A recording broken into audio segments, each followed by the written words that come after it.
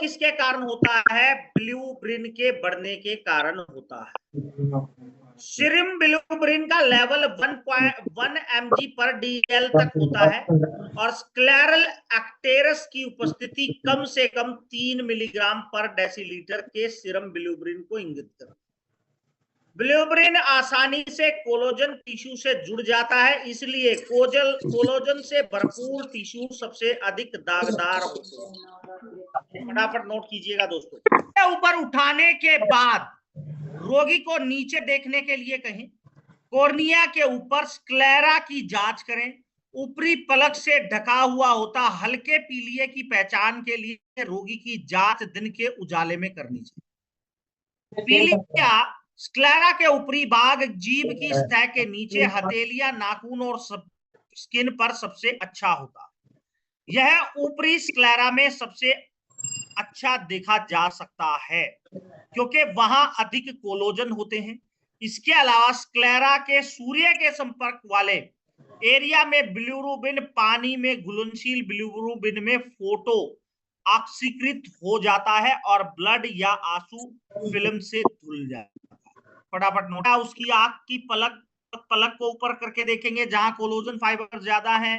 जीभ पे देख सकते हैं, हथेलियों पे देख सकते हैं, नाखूनों पे देख सकते हैं, स्किन पर देख सकते हैं।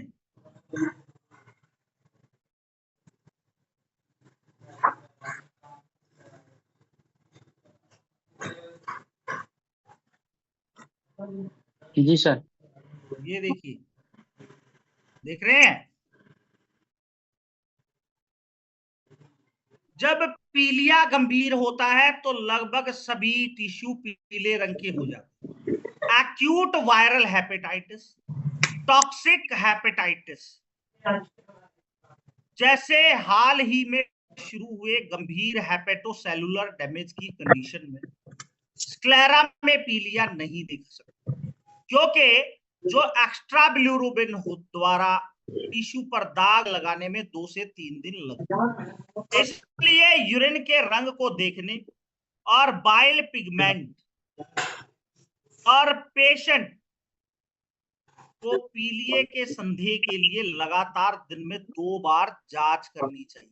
पीलिया के लिए फटाफट नोट कीजिए। Patient with typical facial appearance with jaundice, देख पा रहे हैं आप? ऑब्स्ट्रक्टिव जॉइंटिस में जो स्क्लेरा पर हरे पीले रंग का रंग पैदा होता और पेशेंट को प्यूराइटिस होता है। भाई इसमें पेशेंट को खुजली मिलेगी।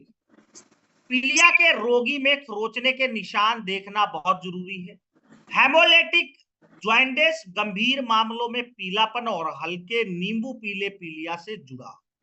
अगर किसी को हेमोलिटिक एनीमिया है तो उसमें सीवियर जॉइंटिस मिलता है। यह एक असह अस्तित्व वाले हेपेटिक डिसफंक्शन या फिर पिगमेंट बाइल्स गालस्टोन के कारण हो सकता है जो हेमोलिटिक क्राइसिस को सिग्नल कर सकते हैं, इंडिकेट कर सकते हैं। देखो समझने की कोशिश करिएगा कि अगर किसी को क्रोनिक ऑब्स्ट्रक्टिव जॉइंटिस है तो वहां पे जो स्क्लेरा है उस पे आपको येलो और ग्रीनिश कलर के पैचेस से दिखाई दे, या फिर खुजली इसमें सबसे खास मिलेगी। भाई जो जॉइंटिस का पेशेंट हो अगर उसको खुजली हो तो वहां पे आप समझ सकते हैं क्रोनिक ऑब्स्ट्रक्टिव जॉइंटिस। इसके अलावा पीलिया के रोगी में है ना, आपको खरोचने के निशान जो एग्जामिनेशन करेंगे ना तो आप ये देखेंगे पेशेंट को खुजली कितनी हो रही है। और हेमोलिटिक जॉइंटिस में पेशेंट का जो स्क्लेरा का कलर है, स्किन का कलर है, हल्के पीले नींबू की तरह हो सकता है। और हेमोलिटिक एनीमिया में जो सीवियर जॉइंटिस की प्रेजेंटेशन मिलेगी। इसके अलावा हेपेटिक डिसफंक्शन या फिर पिगमेंट गालस्टोन जो आपको हेमोलिटिक जॉइंटिस के इंडिकेशन दे सकते हैं। जॉइंटिस में urine does not generally contain bile pigment. भैया यूरिन का कलर आपको पीला नहीं मिलेगा। क्योंकि unconjugated bilirubin does not appear in a urine.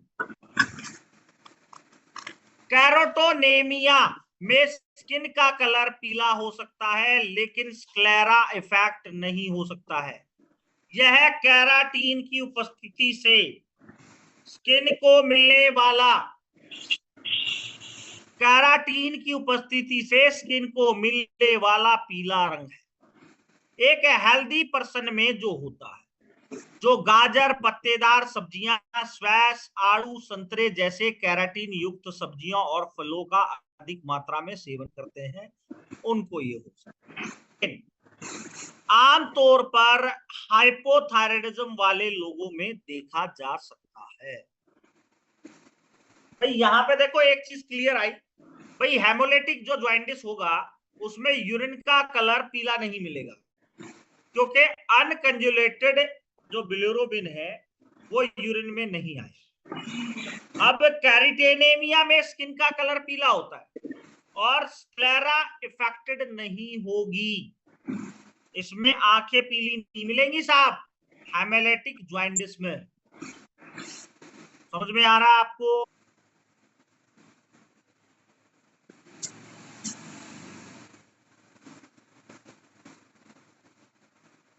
एजीमाइन, इवेनाइक्रीन और रिफबुटीन जैसी दवाएं स्किन पर पीले से लाल रंग के दाग डाल सकते। Spider nevi, palmar erythema, gynaecomastia, caput medusae, parotid gland में वृद्धि और टेस्टिकुलर एट्रोफी के साथ क्रोनिक लीवर डिसऑर्डर के आमतौर पर अल्कोहलिक सिरोसिस और कभी कभी अदर टाइप के सिरोसिस में देख सकते हैं। एक बढ़ा हुआ बायां सुप्राकैल्विकुलर नोड या पैरा एम्बिलिकल नोड्यूल्स पेट की खराबी का सुझाव देते हैं। गले की जैगुलर वेन्स दाहिनी ओर दिल की फेलियर का संकेत देते हैं। पीलिये के कारण से लीवर की भी कंजेशन ऑफ द लीवर हो सकता है। फटाफट नोट कीजिए। Vitamin B12 and folate deficiency जो पीलिया हो सकता है। मांसपेशियों में टेंडरनेस, सब कंजक्टिवल हेमरेज और रीनल डिसफंक्शन में भी point to diagnosis of leptospirosis. Effective erythropoiesis, erythropoiesis का मतलब क्या होता है कि आपकी आरबीसी की फॉर्मेशन की प्रोसेस को कहते हैं एरिथ्रोपोइसिस। अप्रभावी एरिथ्रोपोइसिस के कारण विटामिन B12 और फोलेट की कमी से भी पीलिया हो सकता है। सब कंजक्टिवल हेमरेज और रीनल डिसफंक्शन ये पॉइंट कर सकते हैं आपके लैप्टोस्पिरोसिस। बार बार होने वाला पीलिया, गिलबर्ट सिंड्रोम,